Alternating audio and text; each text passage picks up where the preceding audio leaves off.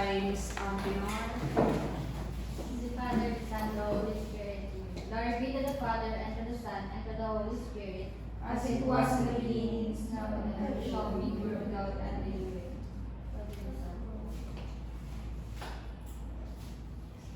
So, good morning, class. Good morning, Ma'am.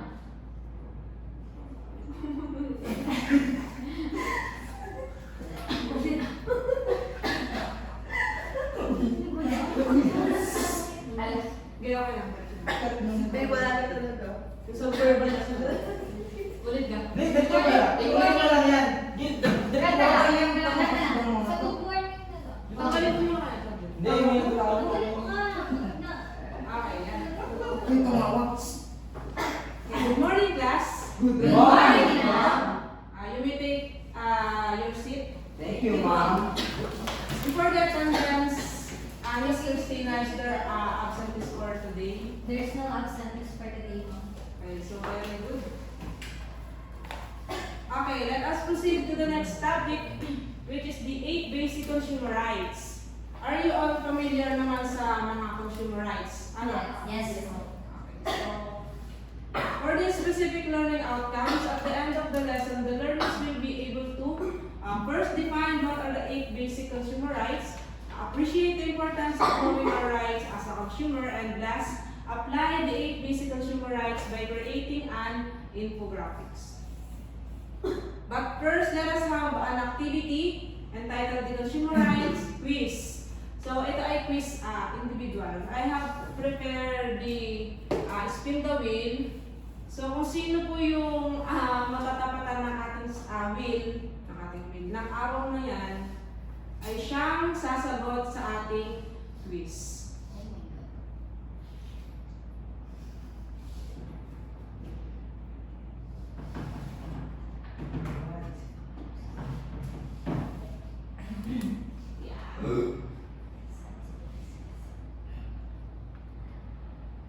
Are you ready? Yes, Ma'am. Okay. Lalaksan natin. Sino unang sasagot?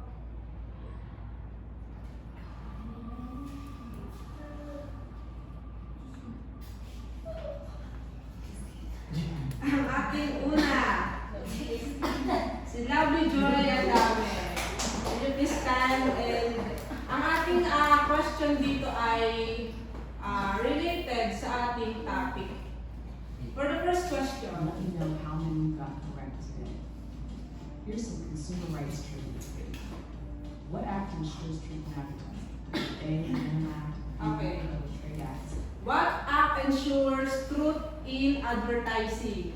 The A, Lanham Act, B, Federal Trade Act, C, Truth in Promotions, and D, Advertising Standards Act. Hindi po. Advertising Standards Act. Okay. Letter D. So, tama ba ang letter D? Promotions or D, Advertising Standards Act. So, the answer is The correct answer is A. letter C, the Lanham Act. Okay, so the next, ang mas natin.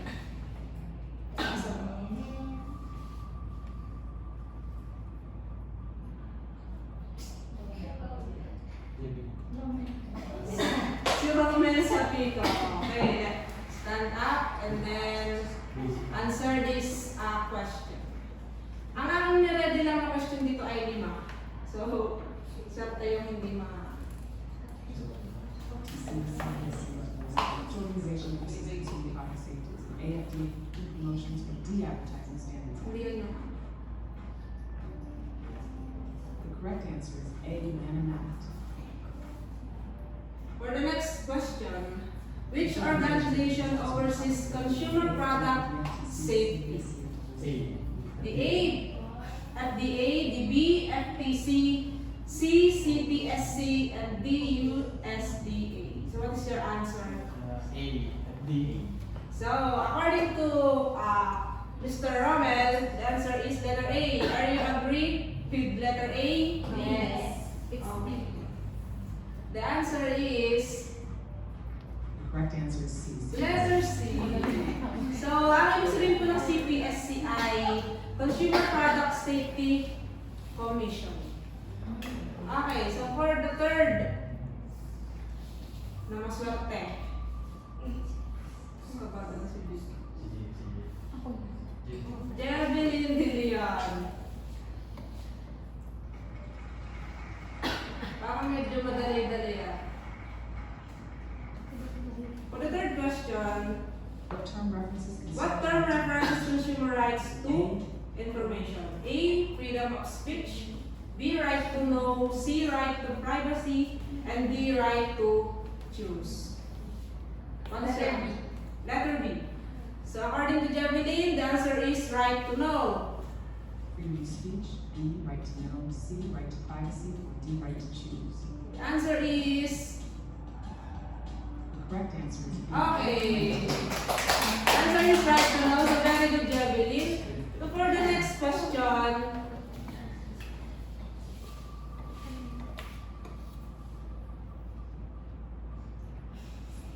Miss Christina Valen. The next question is, Which federal agency regulates unfair practices? which federal agency regulates unfair practices? The A, SEC, B, FDA, C, FTC, and D, EPA. C, What is your answer? C. Letter C, the FTC. The correct answer is ASEC, DFD, CHS, DFD. The correct answer is C. letter C. Very good, Christina. So what is the meaning of FTC? Sino nakaka-alam? Food Trade Commission. Food Trade Commission. So the meaning of FTC is Federal Trade Commission. So sila yung nag-protect sa mga consumer from unfair or misleading business practices. And for the last, nasasagot, I see. Okay, Miss Lizelle, Miss Lenio, please stand up. So for the question, What legislation? what legislation protects consumer from A. Glass-Steagall Act, B. Truth in Lending Act, C. Consumer Protection Act, and D. Fair Debt Collection? Letter What is your answer? C. Okay, so according to you, the answer is Consumer Protection Act. The answer is, Consumer Protection Act, and Fair Debt. so magugulat kayo ha? Correct answer is B. Letter B, the Truth in Lending Act. Okay, so thank you for your participation. So yung quiz na yan ay something related dun sa ating topic. But ang i-discuss ko lang is yung mismong 8 basic consumer rights. Okay, let us proceed to the formal discussion. Okay, but before that pala ay may papanood ako sa inyong video. And after the watching the video, you will gonna share your knowledge or learning about the video.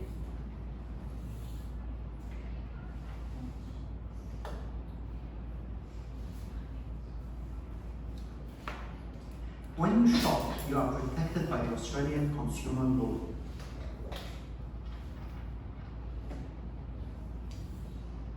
When you shop, it is your right to ask questions.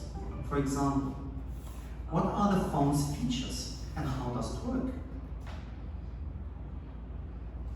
Take your time when you shop. Don't be rushed into signing any paperwork. It's your right to ask for a receipt as proof of your purchase when you buy goods. If the goods you buy don't work or are faulty, you can take them back to the seller with your receipt. If the fault is major, you choose which option you want. If the fault is minor, the trader chooses. If you damage the goods, you may not be entitled to repair, replacement, or refund. Every state in Australia has laws that protect your consumer rights. Okay, so that's end of the video. So, ayan, what is your learning about the video? Ano yung naintindihan nyo? Ano yung okay, may Mr. Velasquez. What I have heard is that it is the consumer has the right to ask the information of the product or services. It is important to consumer to ask about the product, so he or she will know about the products or the limitation of the products. Thank you, Mr. Velasquez. Another one. Yes, Miss Christina. In addition sa sinabi ni Velasquez, I think we as a consumer, we should be wise. Whenever we are buying, we shouldn't, huwag tayo basta-basta bibili. Pag may nakakita tayo ng cellphone, huwag tayo basta-basta bibili kasi ang cellphone, we should ask about the information, the features, or if it's really working properly. Thank you so much, Miss Christina. The both of you are really listening to the video.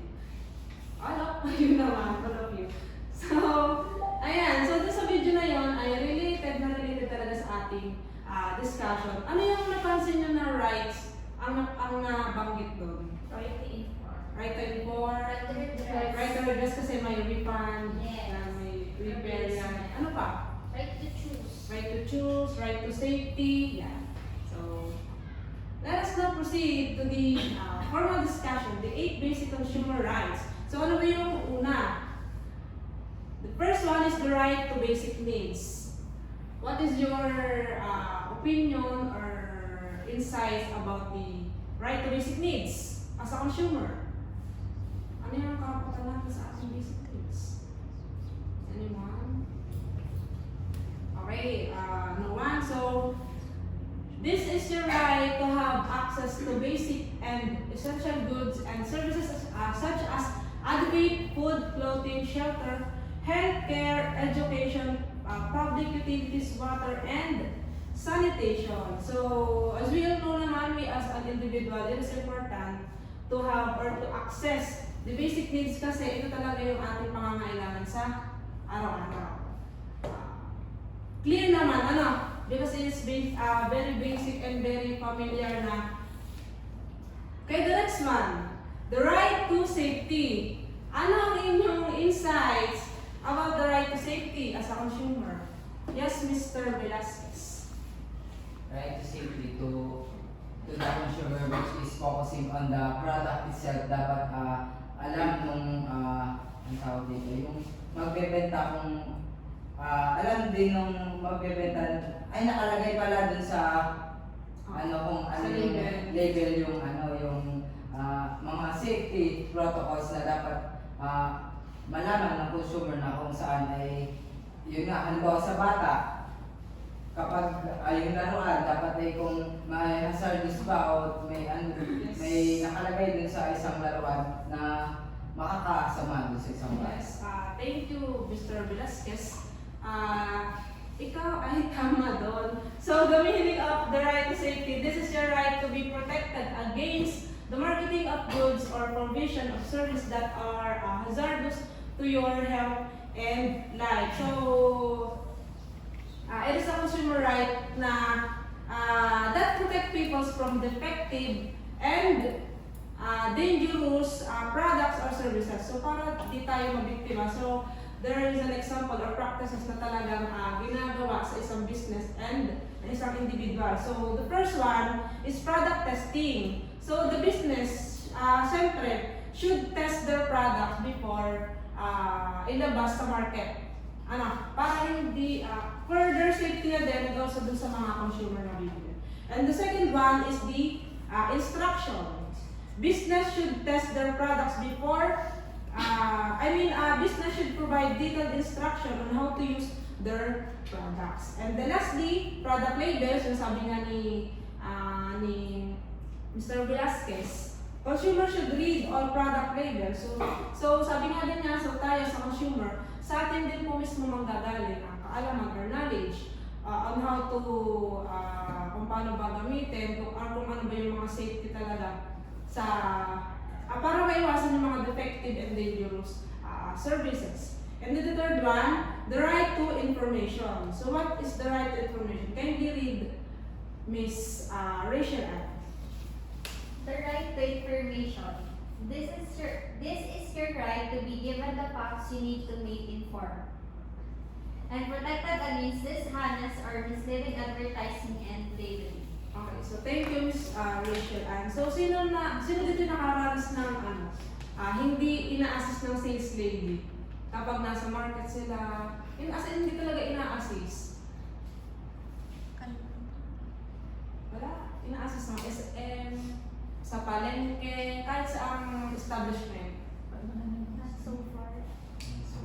So wala kasi ayun, sa rights nga, yun ay kumbaga kaalaman din nila iyon na kailangan tayo consumer ay binibigyan ng sapat na impormasyon about dun sa services. So, isa sa example din, consumer can read product labels to learn about the product's content, use, and manufacturer.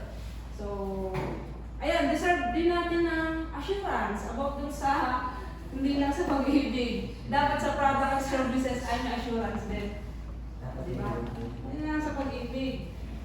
And then the fourth consumer rights is the right to choose.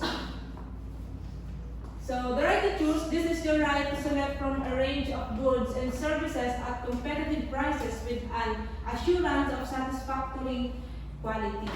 So, regardless of your age, sex, or whatever, we have the right to choose dun sa mga product and services. For example, as simple example lang.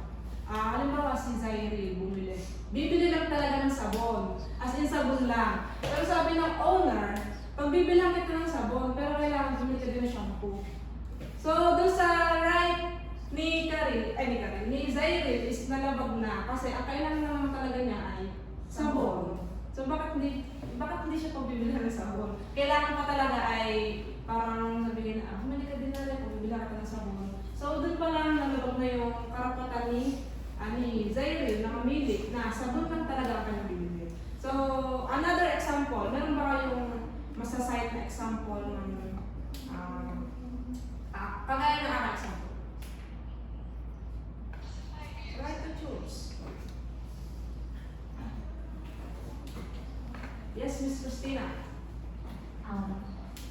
The right to choose, when yung kapag bibili ng appliances, halimbawa, ikaw may napili ka ng appliance, parang nag-window shopping ka, parang ito ang cross-prepare mo, tapos itong si seller o si sales lady, parang sabi, ay may mas best seller po kami, kumbaga is mas upgraded yung version nito, parang invest na mas piliin din, parang kung mag-invest mapipili ng isa, parang nagmadala ang isip ka na, kumbaga mas hindi kaya ka ng piliin ng isa. Yes, tama yun. Tama yung sinabi mo, Christina. Very good, Christina. So, and then for the next, the right to representation. So, what is the right to representation? This is your right to express your interest as a consumer in the making and execution of government policies. And for the example of the right to representation, yung tayo, consumer, can attend public hearings or meetings that discuss consumer issues in their area, and consumer can read announcements in newspapers, bulletin boards, in governments and private offices of public hearings. And for the sixth consumer rights, the right to redress. So, sabi nyo kanina na pala sa video, the right to redress. Have you any opinion or information about the right to redress? Yes, Miss Rachel. I think the right to redress is something what we call refund or return that return yung item na kumbaga ay hindi quality or hindi enough dun sa binayad nating pera. Yan. So, halimbawa, nakauwi ka na, tapos mali pala yung halimbawa, hindi talaga kayo na-assist or halimbawa ay mali yung size, nakauwi ka na. So, you have the right to redress. Pero kalimitan ng practice sa palengke, pag nagbalik ka ng binili mo, palit item, hindi mismo pera ang ginawa. So, ang kahalagahan din ng ating yung practice sa ganyan ay kailangan ay kinukuha natin yung receipt para siyang evidence na ayan, bumili ako ng ganito, ganyan. Yan. Para talagang ma-refund or ma-replace yung ating pinurchase na product. Yan. So this is your right to be compensated for representation, shoddy goods, or unsatisfactory. So kagaya nga na sinabi ni Miss Rachel Ann. And for the 7 consumer rights, the right to consumer education. So the right to consumer education, this is the right to acquire the knowledge and skills necessary to be informed. So consumer education is important because it helps people understand how they can make more critical decision. In a consumer society, there are many options available but they are not always of equal quality. So tayo, lahat as a consumer, kailangan tayo may kaalaman talaga about sa pag-purchase ng products. Kailangan ay matalino tayo sa pamimili, sa ganun para hindi tayo magoyo or maloko. Ayan. So the last consumer right is the right to a healthy environment. This is your right to live and work in an environment that is neither threatening nor dangerous but rather permits a life of dignity and well-being. So tayo sa consumer, siyempre for the peace and freedom, karapatan natin na mamuhay ng mapayapa. Ayan. So, the environment is necessary for the full enjoyment or other human rights such as the right to life, health, food, water, and sanitation. And also the right to a healthy environment is crucial to saving lives, preserving peace, and upholding justice and humanity. And you have question or do you understand our lesson for today? Yes. Thank you so much. And but before we end, do you have any question? None so far? Okay, let us proceed to the group activity. So I will group you into 2. So mula kay Mr. Jake Velasquez hanggang kay Miss Christina, so you will be the group 1. And Miss Adame and hanggang kay Miss Antinor, you will be the group 2. So for our group activity, choose one of the basic consumer rights and create an infographic. Input the information in pictures regarding the right to choose. And be creative. So, okay, proceed na mo kayo sa inyong groupings, form a circle or kung saan man kayo comfortable. So I will give you time, siguro mga 3 minutes. And have our representative to perform or present your work.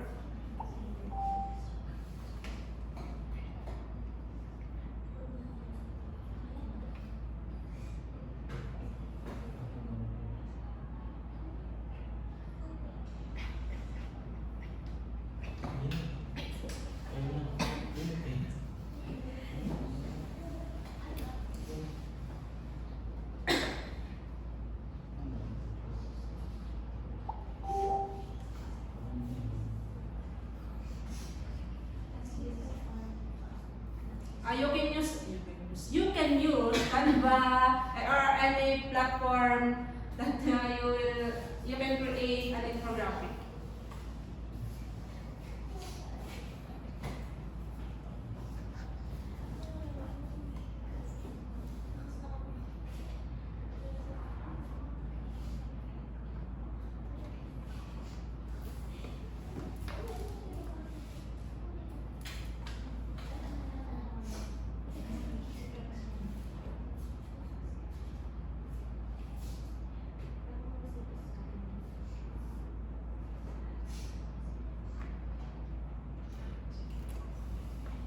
Once you have done or you can arrange your chair. You still have more minutes. So take your time.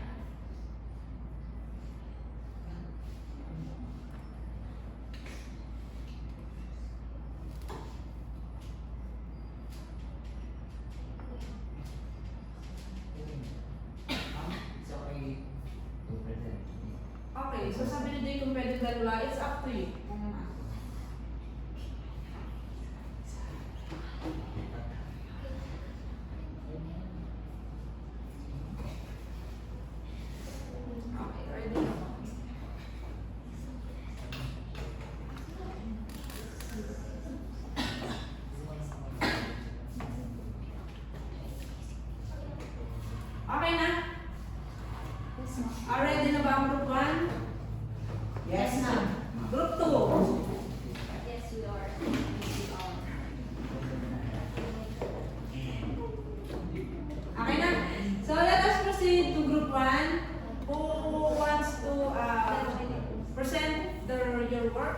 Group 1. Pwede dalawa, pwede tatlo, kayo bahala.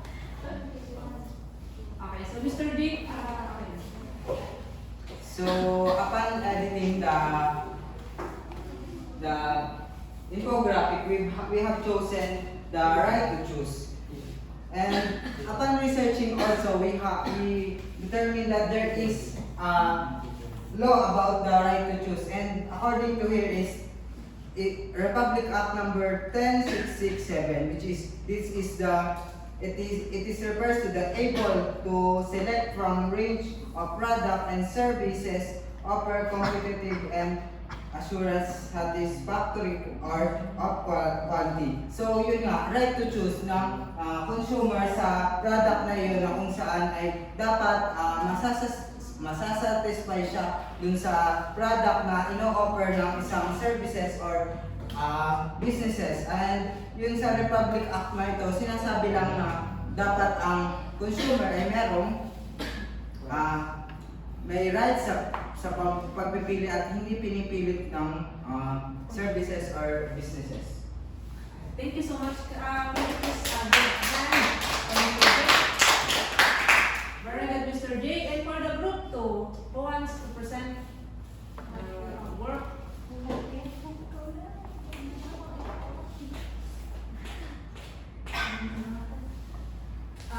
The basic consumer rights we chose is the right to redress. This means that the consumer have the right to receive a fair settlement of just claim, including compensation for mispresentation, shoddy goods, or unsatisfactory services. And according to the Republic Act number 7394, or the Consumer Act of the Philippines, this aims to protect consumer interests, promote welfare, and establish business standards. And also if the consumer mislead or false redressing the product is there's a Republic Act number 7394, or the Consumer Act of the Philippines, which is the false designation of origin or false description or representation, which the damages and induction against individual who use false designation of origin or misleading facts in commerce. Thank you so much, Ms. Rachel. I will So, dun sa mga pinresearch na ay naglagay talaga kayo ng mga Republic Act, which is yung consumer rights ay effective talaga siya or by laws. So, if nalabag mo yung kanyang karapatan, pwede kayong magreklamo or so yun ay ating karapatan as consumer. So, for the last, ayan, na-late na yung isang. For the quiz, I will provide a link for our quiz through Google Form, and isasend ko siya sa inyo sa ating GC. And you will now start answering. Yan. So, nasend ko na yung Google Form.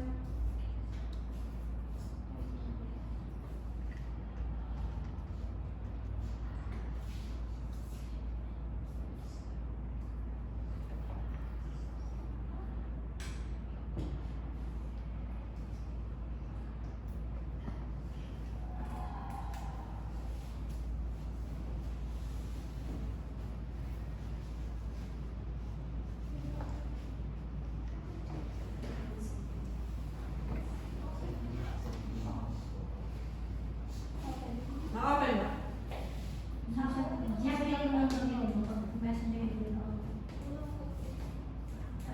Facebook. Ano, punta ka dun sa media file.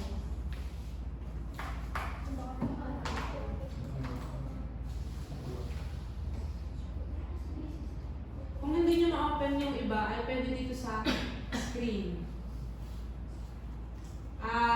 Insert nyo na lang sa inyong notes or any doon sa iba na hindi. Sinong hindi nakapag-open? Dalawa.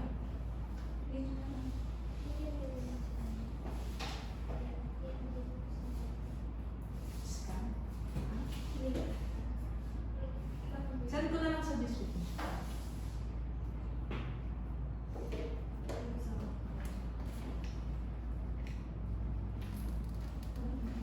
Kasi naman hindi ano, si Cyril and si district. Send ko na lang sa district na. Marami ka na tayo.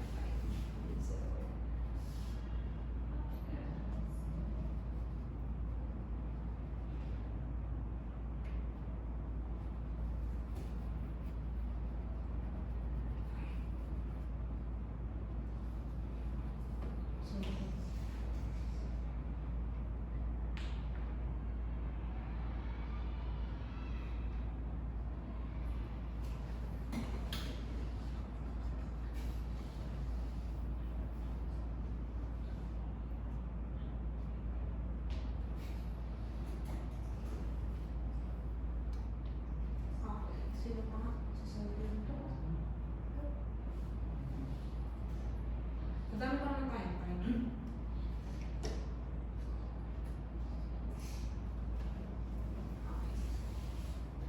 Pa-check naman if na-receive.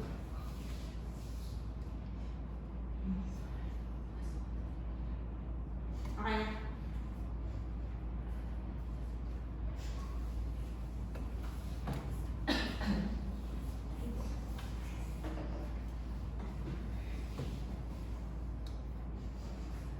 Who's still answering? Response.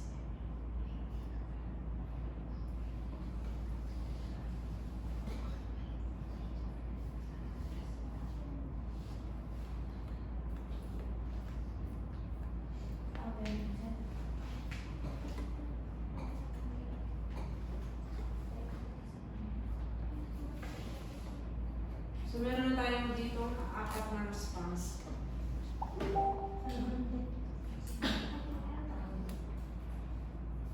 Still answering.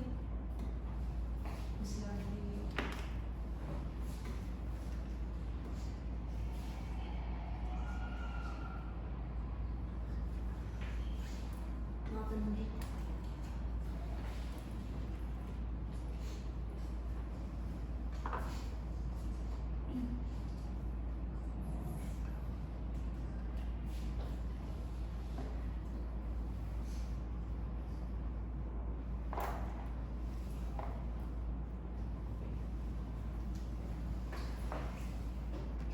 So dun sa essay naman ay all of your answer dun ay correct dahil yun ay ating idea talaga about sa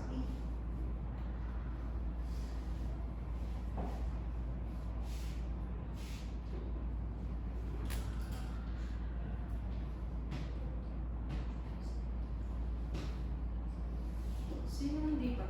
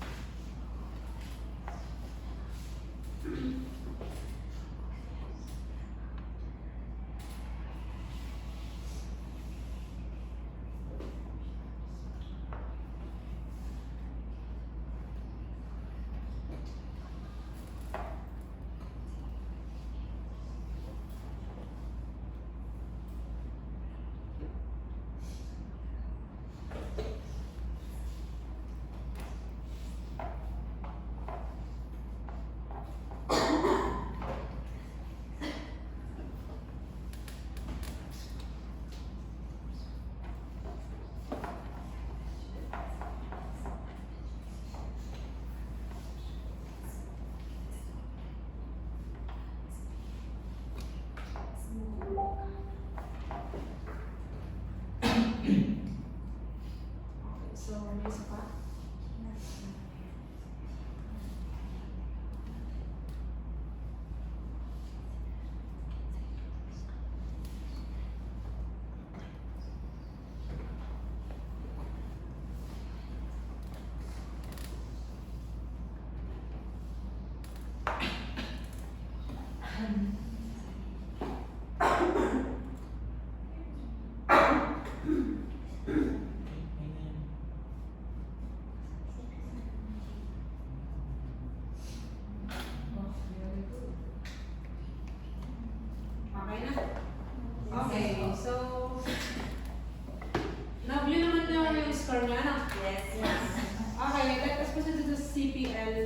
Who got 10?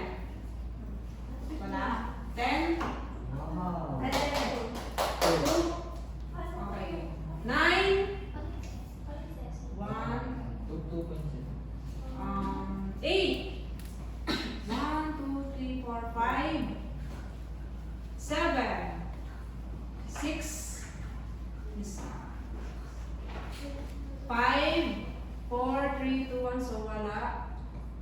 Okay, so very good everyone. So we have 75%, so pasado. Okay, so that's end of our lesson. Thank you for your attention.